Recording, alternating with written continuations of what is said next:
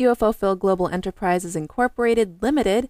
How can we help save your planet today? Good afternoon. My name is Don Smith, and I am a writer with ScienceFictionZone.com. And I would like to do an interview with UFO Phil. I think he's finished with his oxygen bath. I'll see if he can take your call. Thank you very much. Hello? Hello, Phil. Hi, is this Don Smith? Yes, sir, it is. How are you today? I'm doing great, Don. Look, the reason I was calling is I wanted to see if you'd be able to interview me today. Absolutely. I'm the one being a pain in the ass to you and asking if I could interview you. Oh, okay. Yeah, that's great. I am so glad that I have just discovered the UFO Phil Corporation. I was telling Les Michaels when I was on his show the other night that I had heard you on The Jackal's Head and Jeremiah Greer, and I just have been a fan of yours since. Thank you very much. I have a lot of fun doing those types of podcasts because usually, like, if I'm doing radio shows, they usually don't give me as much time to get my message across. And then when you speak to someone on a podcast, usually time is not as much of an issue, so we get to explore a lot deeper topics. Exactly. And one of the things I also wanted to say on another personal level, thank you very much for liking my Ghost Investigator comic.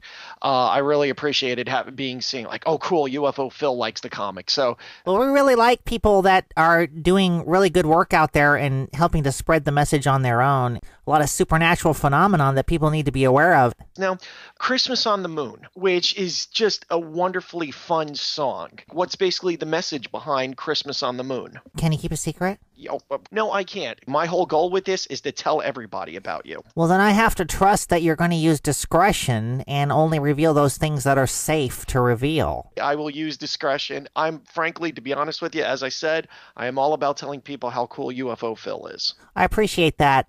I want people to listen to all of the songs that I write because there's a message in there. And with Christmas on the Moon, you get a part of the history lesson that's important to understand some of the things that have happened in the universe and why some aliens are not too happy about Earth and why some of the aliens may be upset and want to harm us.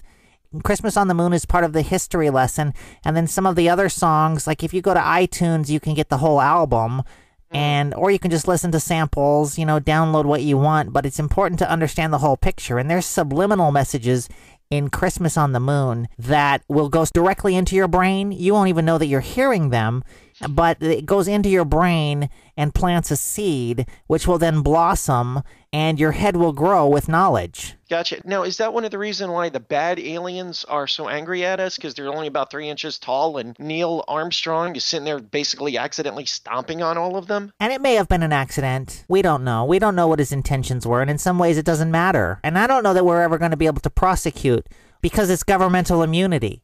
The bad aliens, they want to annihilate the planet anyway. There are different bad aliens in different planets and different galaxies out there that would like to just destroy the planet. And the incident on the moon just helped them to spread their own message, because then they were able to then put that on flyers and drop the leaflets on different planets from overhead and that said, we hate the Earth, and here's one of the reasons. We didn't do ourselves any favors by going up there and destroying all the little moon people that were 3 feet tall. Gotcha. Is this one of the reasons why there is now kind of a push by some fringe groups that say that the moon landing never happened? Is this part of a cover-up to deny that the Earth had anything to do with stepping on 3-inch tall aliens?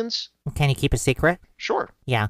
There's a lot of people that have seen the video footage of the moon landing, and what happened was NASA didn't want the people of Earth to know all the damage that was done. Squashing little aliens, blood everywhere. It would not look pretty. So what they did was they went back and they were able to Photoshop the film before they showed it. A lot of people think they were watching the moon landing live on television.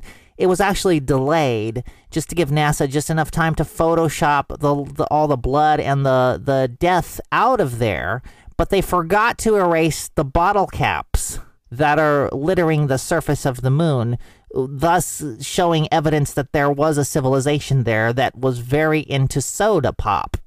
And because that's one of the things I didn't mention in Christmas on the Moon was that in addition to drinking lots of hot chocolate and celebrating Christmas, the 3-foot moon people just love soda pop. And so some of their litter was on the ground. Gotcha. And Now, that wasn't photoshopped out. All right, now, I just want to double check. Are they 3 inches tall or 3 feet tall? Well, there's different heights. Okay. Yeah. Gotcha. So they vary between 3 inches to 3. And we don't make fun of the little ones. Oh. I don't know if you should really be highlighting the fact that some of them are quite small. Okay. Don't. All right. Gotcha. I won't. I watched your movie, and I thought it was such a great movie. I really enjoyed it. The documentary? Yes, the documentary that was done about you. I sat down and watched it yesterday, and I rewatched parts of it today. And I just thought it was so much fun. I mean, like, I really enjoy, I call them your friends or associates? Les Michaels, Nigel, the gentleman that stepped into your time machine. He looked like he was a little bit intoxicated and angry, and then he disappeared. I'm not sure who that is. Was his Will Hill or something like that? I don't know who that is. Well, he was in the movie at the beginning. There was a lot of people in the movie that just sort of wandered in because we had cameras that were just running 24/7, capturing life as it was on the mountain when we lived on Mount Spokane. And some people knew the cameras were there and they were trying to get into the footage. Some others didn't know and they ended up in the film against their will. And then there were some bottle caps we were not able to erase out of there that were laying around on the mountain. So you'll see some of those too if you look for it. And there's a whole group of people out there now that are claiming UFO Phil the movie never really happened. Oh, that sucks. Because of the bottle caps. I know it happened because I saw it and I enjoyed it. Well, thank you very much. Whatever happened with Zaxxon and that $10,000 to that concert promoter? And can you keep a secret? Sure. You're talking about Ted Fox. And yes. You know, it turned out that that's not even his real name. He had several different aliases.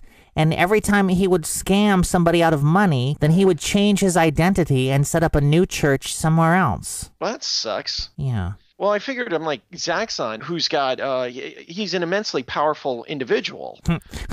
That's putting it mildly.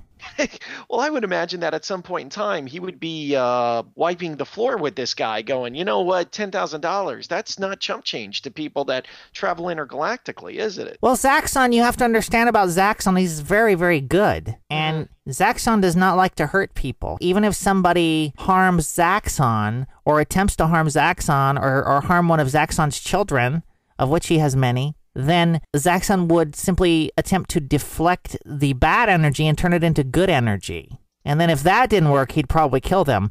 But mostly, for the most part, that's not what he's trying to do initially. Gotcha. I wouldn't mess with him, though. Right. No, because you know what? For a guy that has nice skin, he sounds like he could kick somebody's butt if he needs to. You really have to think about it this way. Somebody who was a warrior who still has nice skin. No one has ever been able to land a punch on Zaxxon because he would have had a broken nose or some cuts or some scrapes. He doesn't have any of that. Because when I say Zaxxon has nice skin, it's really an indication of how powerful he really is, that he's never been injured or cut. Gotcha. Now, can I ask, does he moisturize? He doesn't have to. Oh, okay. Does not have to moisturize. If he moisturized, can you imagine if he was to use like a really expensive moisturizing product? How nice his skin would be then? We would be blinded. It would be glowing. Gotcha.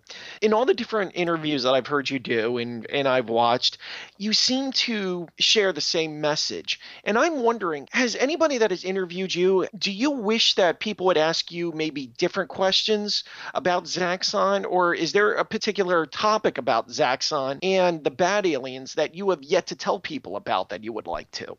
Why does everyone ask me this? My apologies. I wanted to make this interview just a little bit different from other interviews that you've done, but at the same time, keep true to the message that is what you and your emissarial duties are about. It's just all about Zaxxon coming to me and giving, and there's other good aliens out there too. Zaxxon, he's just the one that contacts me, and he gives me the message and then tells me how to disseminate it best. And that's why I do the music, because he has given me the ability to spread the message with music. It's really just about letting people know that Zaxxon is here to help us, and don't be afraid when he comes to you, because he will. At some point, everyone gets a visit from Zaxxon. Have you had your visit yet? No, to be honest with you, I've been looking forward to it, though. We can move you up on the list. That would be great. It would be a real nice way to close out 2011 if that's possible. The only problem is there's a lot of people named Don Smith on the list. I need to make sure I get the right one. You have no idea. I always say that maybe once every 3 or 4 years, we rent out Rhode Island and have a big Don Smith convention, and we get together and just talk about all the cool things that we've experienced. That sounds really fun. Next time we do it, I'll invite you. You could be a personal guest of mine. My name's not Don Smith. But you're a friend of Don Smith. Do you put us in a separate room? These are the Don Smiths and these are the friends of the Don Smiths? And no, you intermingle together, but you get a button that says friend of Don Smith so that we can differentiate. Right, because it could get really confusing. It really does. It really does. But do we get different food, or do we all get to share in the same buffet? No, you get to share in the same buffet. In fact, I would argue that the friends of the Don Smith, because most Don Smiths have low self-esteem and they want to impress their friends, so the friends get the nicer food. Is the low self-esteem, does that just come from being a Smith? Because like that's such a common name. And also being a writer too. There's a lot more Don Smith writers out there. I was quite surprised. Wow. I thought I was unique, and I was disappointed to see that there were so many. Like, could you imagine how you would feel if you saw that there was like a UFO Phil from Florida? There is. We're working on Zaxxon. He's my lawyer as well. You have to keep this a secret. Sure, sure. We're attempting to serve him papers, and he keeps hiding, and we don't want him to know when we're coming. Because you can't be going out there. I'm very lenient with people. I love people, and I love everybody. But if you try and confuse the people by saying that your name is UFO Phil, and he's out there running around and he's got the blue and the yellow, except it's reversed. He has the robe is yellow and then the vest is blue. And the children get very scared. They think it's me, and he's out there peddling fast food to the children. Gotcha. What if there was a guy named UFO Fred that pops up, like, say, in Virginia, and he was using green and purple? Would you have a problem with that? What's his message? Like, say he claimed that Zaxxon visited him, and he's the only person contacting Zaxxon. Yeah. Do you have his phone number? Yeah, if you can give me his phone number and if you have actual photographs of him, and then his address, and normally what time is he home? When does he usually leave the house? Okay, I will make sure that we get all that information to you. Okay, great. I'm sure that Zaxxon is familiar with international libel laws. And Actually, he authored many of those. Yeah. Now, he's a lawyer. Now, essentially, like, I wanted to first of all tell you that I made sure that I am wearing a gray shirt and tan pants. When I interviewed you, I wanted to make sure that I had no red on whatsoever. Well, I appreciate that. I'm not sure if the gray and the tan, I don't know if that's really going to be sending out the fashion statement that you want. It just basically says that I'm a writer at home. That's honestly what I want to send out. Yeah. I just wanted to make sure I wasn't wearing red. So that's good. Tell me, how did the bad aliens choose red for their color? We are born with the color that we are, and we must accept it and be happy about it, and hopefully be proud of what we are.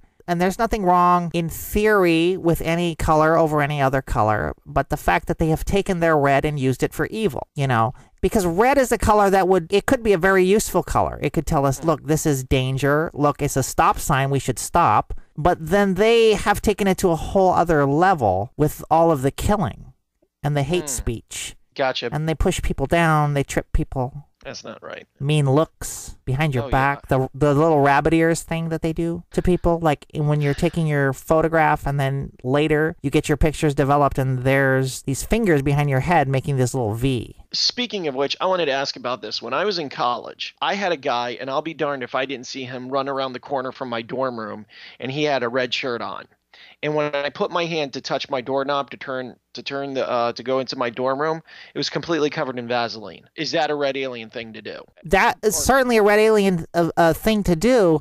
Now, did your hand fall off?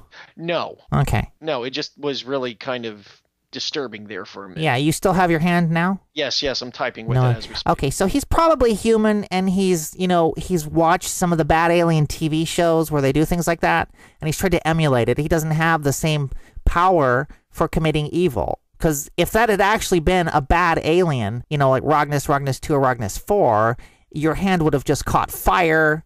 You may have exploded. and then you wouldn't even be here today. Right. I'd be typing with one hand or something. If you're lucky. Gotcha.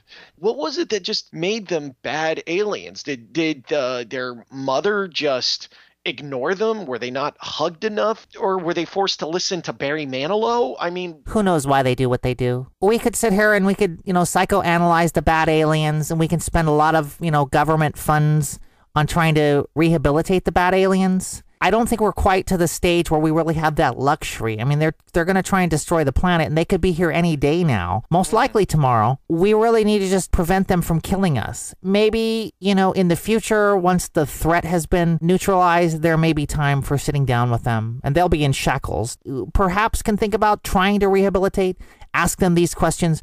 Why are you bad? Why are you a bad alien? Why do you put poison Vaseline on doorknobs? And there may be time for that in the future. I just don't think we're there yet. Gotcha. What if people of America all bought red shirts?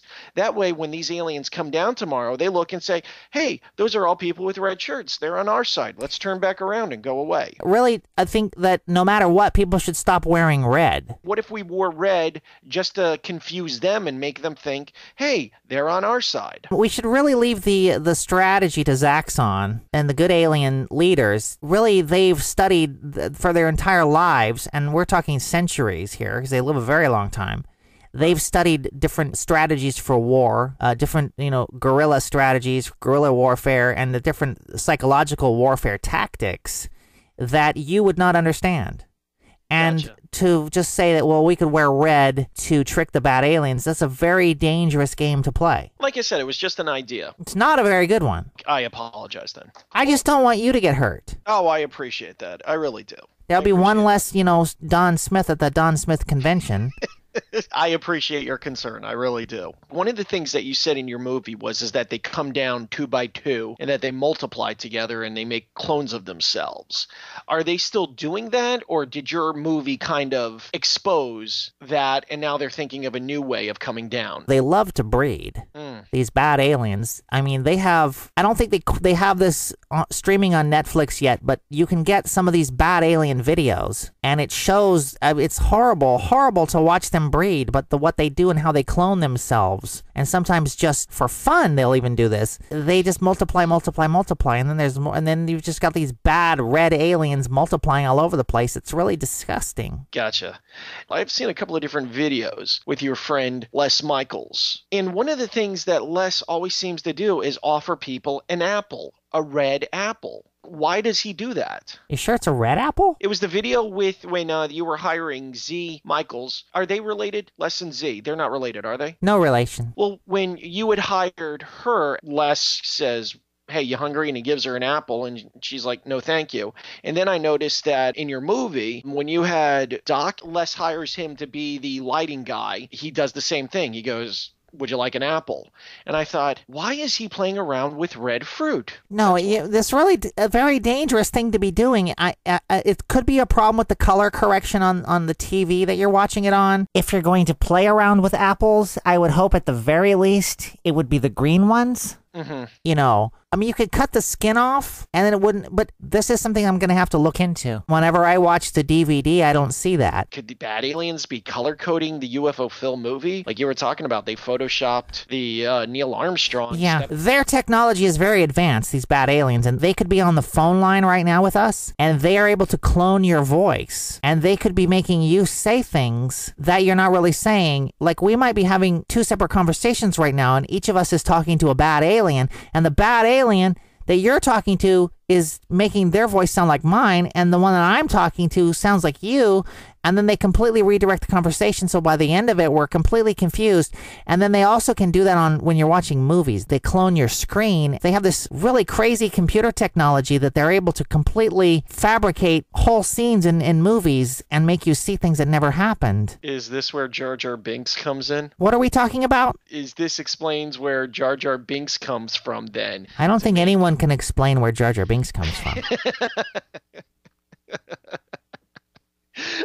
I'm sorry. I was going to bring up how you were in that documentary, The People versus George Lucas, as well. Yeah, have you seen that? No, I haven't. Was it fun to be a part of? I have never actually seen the finished product. Some people have told me that they've heard my song Dear George Lucas because of that movie, so I think that appears in the film. I also had spoken at great length about the making of the Star Wars films and the information that I have that is sort of behind the scenes because of my lunch that I had with George Lucas and some of the things that he told me. And I'm not sure if they left that in or they kept it a secret. Well, you do ask people to keep a secret, and I imagine that there is somebody that just basically says, you know what, I think I will keep Phil's secret this time. Because sometimes I say too much. I trust too much. People hear and they learn things that they shouldn't know, yet that they're not ready to understand. Right. In your movie, there was footage of a younger version of you. I didn't know if that was you growing up in Roswell or if you had hired an actor to be a younger version of you. But one of the things I was really sad to see was a young version of you being bullied. Yeah, so first of all, that was an 8mm home film. It was on the playground at school. The part that we left out that you don't see is the part where the two little girls beat me up. Ooh. Yeah, and we just felt that was maybe a little bit too much for the children who may be watching the documentary, that maybe we should leave that part out. But Right. It is an important thing to bring up and to discuss. There are children out there who, for whatever reason, because they look different or because they have different beliefs or because they've been abducted by aliens, they are out there now on playgrounds across the world being beaten up by little girls. It's not a good thing to have happen, especially right after lunch. Yeah, right. So there was a lot of vomiting, I take it? Well, if you take the knee of a 5-year-old girl straight in the gut right after you've eaten cheeseburger and tater tots and a chocolate milk, what do you think it's going to do? Yeah, I would be puking on their loafers too. Have you heard back from those two girls? Have they apologized for being bullies? Or have you kind of said, you know what, I just assume forgive? Like, did Zaxxon teach you how to forgive? Well, Zaxxon's message is always, of course, to forgive and to love everyone after they've been punished. But I love everyone, and if they were to come forth now, I would still reach out the hand of friendship. Gotcha. With your new show that Les Michaels was the host of, do you think that there's an opportunity that if you're able to tell people about that show, more people will watch your show? He really wanted to do this new webcast on Stickam, and I support it because of the opportunity that I will have to spread the message. I don't think it actually starts until 2012, and I told him that when he gets it ready and he wants to actually do the real show, then I'll come on there and we can talk about the aliens. So I don't know what he's doing now. I don't know if he's even talking about the aliens. No, he was actually having fun with the demo mode. I don't know what that is. For whatever reason, the Sony camera went into a different thing. They go, hey, look, it's demo mode, and he starts playing music and having fun with it. It was him and Z Michaels. They're not related, are they? No relation. No relation, okay. They really shouldn't be singing songs about, this is what I don't like about pop music today, is that there's no real substance to the things that they're singing about. You've got songs about demo mode, when what we should be singing about is the aliens that are coming to destroy us any day now, probably tomorrow. Aliens to destroy us, probably Tomorrow. Now, have your associates, Z Michaels, Les, Nigel, are they on board with your desire to share the message of warning people about bad aliens? They seem to be very excited about it. Les Michaels, just the other day, when I was giving him his paycheck, he was telling me about how excited he was to spread the message of the aliens. And I've overheard a few things behind the scenes that had kind of made me question his loyalty, but he assured me that this was not the case and that he was very excited about it. Right. What's stopping you from doing UFO Phil the book? I would read that. A collection of thoughts from Zaxxon. And I've got so many things, Don Smith, that I want to do. And to be honest, I had gotten a good start on a lot of these projects, and the government seized all my funding. That sucks. Yeah, it does suck. And so we've had some challenges with regard to funding. If I can get some more money, if you could just send me a check, then I'd be able to do a lot more stuff. I thought Zaxxon was like rich or something like that. But you don't always just want to go to those that you love and ask for money. You know, you try and do these things on your own. So then you would ask strangers for a check instead. Have you set up a PayPal account yet? I do have a PayPal account. UFO Phil at UFOPhil.com, however much you have.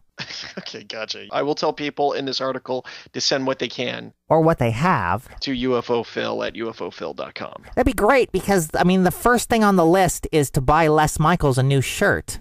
And then probably to write the book. Great. Phil, is there anything upcoming that you would like to plug? Do you want me to tell people to buy your album on iTunes? Well, people can buy the album on iTunes. That's great. If someone wants my songs and they can't afford it, a lot of people are having financial trouble, then they can just send me an email. I'll send them an MP3 of whatever song they're looking for.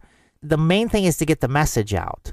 Right. And the message is warning people of bad aliens could happen tomorrow. Right. And then the message is to send me money. Send you.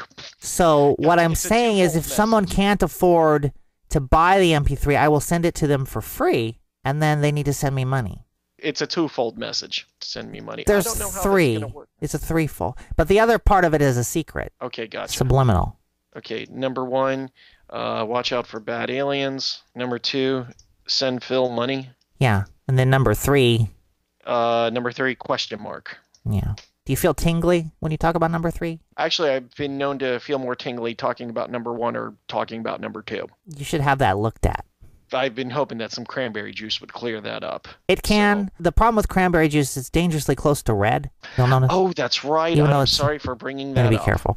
But blueberry juice is good. Cool. Phil, I got to tell you, this has just been my privilege and honor to have interviewed you today. This has just been so much fun for me. I've been a fan of you and the entire crew there. Thank you, Don Smith. Thank you for all the stuff, the nice things that you say on Facebook, too. I appreciate it. Oh, no problem. Anything I can do. Seriously, Phil, if you've got something that want to promote, let me know, and I'll be more than happy to help out and promote it on the sciencefictionzone.com website and say, hey, everybody, check out UFO Phil. We've actually been doing very well. We've been around since July, and we've already doubled our readership, and we're continuing to grow. Congratulations on doubling the readership. I remember when I first doubled the listenership of my music, and I got those statistics in from iTunes, and it was just we had a celebration because the first month we sold 1. Actually, I gave it away. I gave it away free, but then the second month I ended up giving away 2 for free, and so we had doubled it. And then the second one I gave away was actually to the same first person because they had accidentally deleted the file, and we were really excited. Right. Do you mind doing all of these interviews and going on people's podcasts and stuff? Or no, it's one of my favorite things to do, except I don't, if I'm on the toilet, then it makes it difficult. But other than that, any time is great. Cool. I'm glad to hear that. I'm glad that you're enjoying yourself. Let me know when you're up for talking UFO Phil, the comic book. We could have some real fun with that. I can't wait. Let's do it. Seriously, man, we would have a lot of fun with that. So, when things calm down for you and things calm down for me, we'll talk about it, and hopefully we haven't been snatched up by the red aliens yet. Okay, well, we should probably do it before tomorrow because they might be here. I'm going to write this up, and then I'll send it to you. Make sure that it's accurate to what you said to me and true to the Zaxxon UFO Phil message. Sounds good. I'll pass it up to Zaxxon, and by the time you get it back, there will be some marks on it and some Sharpies blackening out the classified stuff, and then everything else is going to be good. No problem. Well, just one last thing. Z and Les, they're not related, are they? Hold on. No relation. Thank you so much, Phil. I appreciate it. Okay, bye. Bye.